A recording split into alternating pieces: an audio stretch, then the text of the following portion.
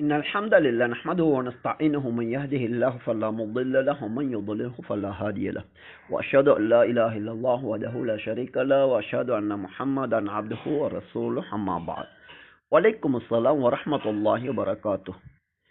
தென்னிந்தியாவைச் சேர்ந்த அப்துல் ரஹ்மான் என்ற நண்பர் அத்தஹியாத்திலே ஒரு சந்தேகத்தை வெளிப்படுத்துகின்றார். சுவனம் அழைத்துச் செல்லுகின்ற நேர்வழியின் அடிப்படையை தெளிவுபடுத்துகின்ற கேள்வியாக இது அமைந்திருக்கின்றது. எனவே இது மிகச் சிறந்த கேள்வியாகும். இது பற்றிய தெளிவு சுவனம் செல்ல விரும்புகின்ற ஒவ்வொருவருக்கும் அவசியமானது. இவர் என்ன கேட்கின்றார் என்றால், மரணித்தவர்களை மண்ணறையிலே அழைப்பதென்பது இணை வைத்தல் என நாம் கூறுகின்றோம். அதே நேரத்தில் அத்தஹியாத்திலே மரணித்துவிட்ட நபி அவர்களை விழித்து அஸ்ஸலாமு அலைக்க ஐயுஹன் நபி, நபியே தங்கள் மீது அல்லாஹுடைய சாந்தி உண்டாவதாக என கூறுகின்றோம். மரணித்தவர்களை மண்ணறையிலே அழைப்பதென்பது இணை வைத்தல் என்றால், நபி மரணித்ததன் பிறகும் அத்தஹியாத்திலே அவர்களை விழித்து இப்படி கூறுவது இணை வைத்தலிலாக மாட்டாதா? இது பற்றி விளக்கம் தாருங்கள் என கேள்வி தொடுத்திருக்கின்றார். அத்தஹியாத் பற்றிய ஹதீஸ் சஹீஹுல் புகாரியிலே 6265வது இலக்கத்திலும் பதிவு செய்யப்பட்டுள்ளது. மரணித்த நபி அவர்களை மறுமை நாள் வரைக்கும் தொழுகின்ற ஒவ்வொரு முஸ்லிமும் அத்தஹியாத்திலே அஸ்ஸலாமு அலைக்க ஐயுஹன் நபி, நபியே தங்கள் மீது அல்லாஹுடைய சாந்தி உண்டாவதாக என கூறுவது மரணித்தவர்களை உதவிக்கு அழைக்கின்ற இணை வைத்தலில் ஒருபோதும் அடங்க மாட்டாது என்பதை முதலிலே தெரிந்து கொள்ளுங்கள். மரணித்த நபியை மட்டுமல்ல, ஒவ்வொரு முஃமின் முஸ்லிமையும் மரணித்ததன் பிறகு அவர்களை விழித்து பேசலாம். அது இணை வைத்தல் கிடையாது என்பது நபியின் வழிகாட்டலிலே மிக தெளிவாக காணப்படுகின்றது. அதே நேரம் மரணித்தவர்களிடம் உதவி தேடுவதென்பது, அவுலியாக்கள் என கூறி அவர்களிடம் தேவைகளை கேட்பது, இதுதான் இணை வைத்தலாகும். இது இணை வைத்தல் என்பதில் எல்லளவும் சந்தேகம் கிடையாது. இந்த இரண்டையும் ஒன்றோடொன்று குழப்பி மக்களை வழிகெடுக்கின்ற உலமாக்கள் இன்று பகிரங்கமாக இருக்கின்றார்கள். இதே தென்னிந்தியாவைச் சேர்ந்த மதிப்பிற்குரிய ஆலிம் கலாநிதி அப்துல்லா ஜமாலி போன்றவர்கள் சுன்னத் வல் ஜமாத் என்ற பெயரிலே இந்த வழிகேட்டை தான் பரப்புகின்றார்கள். சரி, இப்போது இந்த அத்தஹியாத் என்பது சுவனத்தை படைத்து அதன்பால் அனைத்தையும் அறிந்து வழிகாட்டுகின்ற அந்த அல்லாஹ் நபி மூலம் கற்றுத்தந்த விடயமாகும். அதிலே அத்தஹியாத்திலே என்ன கூற வேண்டும் என்பதை குர்ஆனுடைய சூறாக்களில் எப்படி வித்தியாசம் இல்லாமல் நபி அவர்கள் கற்றுக் கொடுத்தார்களோ, அதே போன்ற முக்கியத்துவத்துடன் இந்த அத்தஹியாத்தை கற்றுத்தந்தார்கள் என இதனை அறிவிக்கின்ற அப்துல்லாஹ் இப்னு மஸ்ஊத் ரலியல்லாஹு அன்ஹு அவர்கள் கூறுகின்றார்கள். அதே நேரம் அந்த சஹாபி உட்பட இன்று வரைக்கும் ஒரு சிலருக்கு அத்தஹியாத்திலே நபியை விழித்து சலாம் கூறுவது சரியா என்ற கேள்வி எழுந்துள்ளது. அந்த நபித்தோழர் உட்பட ஒரு சிலர் இதிலே பிழையான புரிதலை புரிந்திருக்கின்றார்கள். கேள்வி தொடுத்த நண்பருக்கு எப்படி இந்த சந்தேகம் ஏற்பட்டது? இதே போன்ற சந்தேகத்தின் அடிப்படையில் நபி மரணித்ததன் பிறகு அஸ்ஸலாமு அலைக்க என்பதை அஸ்ஸலாமு அலன் நபி என்று மாற்றியிருக்கின்றார்கள். இது சரியானதா? வஹியை பின்பற்ற கடமைப்பட்ட நாம் ஒரு விடயம் நபியின் காலத்திற்கு மட்டும் உரியதென்றால் அதனை அல்லாஹ் ஏன் அறிவிக்கவில்லை? அல்லாஹ்வின் தூதர் ஏன் அதனை கூறவில்லை?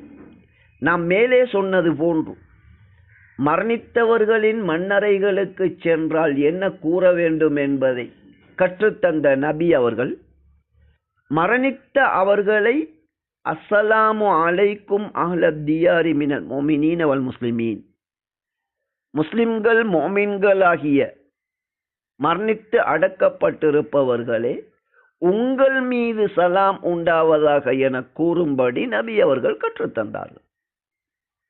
அந்த பிரார்த்தனையின் இறுதியிலே உங்களுக்கும் எங்களுக்கும் அல்லாஹ்விடம் பாதுகாப்பு தேடுகின்றோம் என்று கூறுமாறும் கூறினார்கள்.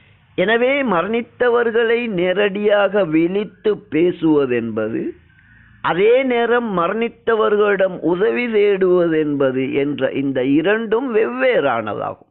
மரணித்ததன் பிறகு அவர்களை விழித்து பேசக்கூடாது என்ற விடயம் நபி அவர்கள் கற்றுத்தரவில்லை. குறிப்பாக அத்தஹியாத் என்பதை குர்ஆனின் சூறாவை போன்று கற்றுத்தந்தார்கள் என கூறி அறிவிக்கின்ற இந்த அத்தஹியாத்திலே அஸ்ஸலாமு அலைக்க ஐயுஹன் நபியு என்று கூறுமாறு கற்றுத்தந்த நபி அவர்கள் நபி மரணித்ததன் பிறகு இதனை மாற்ற வேண்டும் என்றிருந்தால் நபியின் காலத்தில் கூட நபியோடு தொழுதவர்களை தவிர ஏனைய எவருமே அஸ்ஸலாமு அலைக்க ஐயுஹன் நபி என்று கூற முடியாது. எனவே நபி அவர்கள் தங்களோடு தொழுபவர்களை தவிர மற்றவர்கள் அஸ்ஸலாமு அலன் நபி என கூறுமாறு கற்றுத்தந்தார்களா? இது மிக பிழையான புரிதலாகும்.